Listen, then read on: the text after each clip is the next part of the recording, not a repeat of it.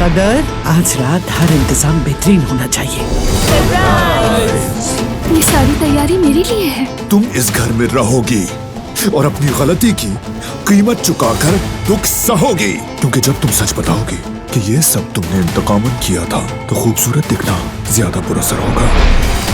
लगता है अब हम इस नंबर पर दिलान से राब्ता नहीं कर सकेंगे। बारान को जो करना है उसे करने दो। दारिया खातून नहीं आई।